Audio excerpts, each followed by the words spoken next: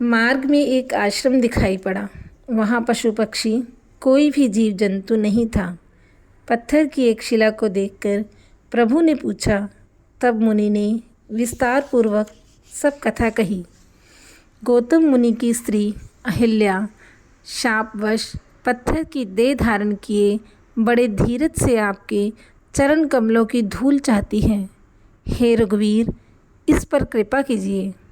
श्री राम जी के चरित्र और शोक को नाश करने वाले चरणों का स्पर्श पाते ही सचमुच वह तपोमूर्ति अहिल्या प्रकट हो गई। भक्तों को सुख देने वाले श्री रघुनाथ जी को देखकर वह हाथ जोड़कर सामने खड़ी रह गई।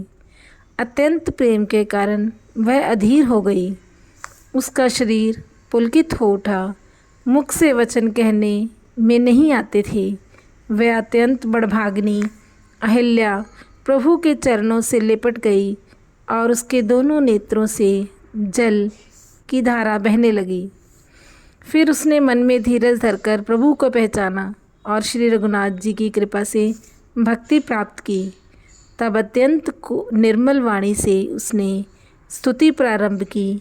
हे ज्ञान से जानने योग्य श्री रघुनाथ जी, आपकी जय हो।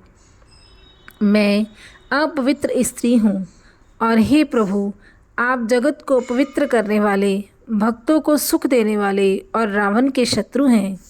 हे कमल नयन, हे संसार के भय से छुड़ाने वाले, मैं आपकी शरण आई हूँ। मेरी रक्षा करिए, मेरी रक्षा करिए। मुनि ने जो शाप मुझे दिया सो बहुत ही अच्छा किया। मैं उसे अत्यंत अनुग्रह करके मानती हूँ कि जिसके कारण मैंने संसार से छुड़ाने वाले श्री हरि को नेत्र भर कर देखा। इसी प्रकार आपके दर्शन को शंकर जी सबसे बड़ा लाभ समझते हैं। हे प्रभु, मैं बुद्धि की बड़ी भोली हूँ। मेरी एक विनती है। हे नाथ, मैं कोई और वर नहीं मांगती, केवल यही चाहती हूँ कि मेरा मन रूपी भौरा आपके चरण कमल की रच के प्रेम रूपी रस का सदा पान करता रहे। जिन चरणों से परम पवित्र देव नदी गंगा जी प्रकट हुई, जिन्हें शिवजी ने सिर पर धारण किया और जिन चरण कमलों को ब्रह्मा जी पूजते हैं, कृपालु हरि ने उन्हीं को मेरे सिर पर रखा।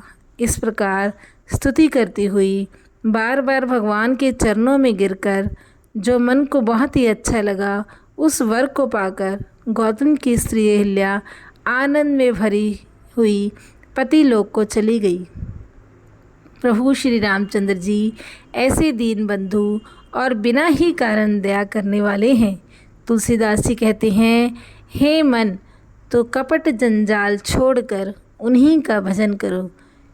बोलो सियावर रामचंद्र भगवान की जय।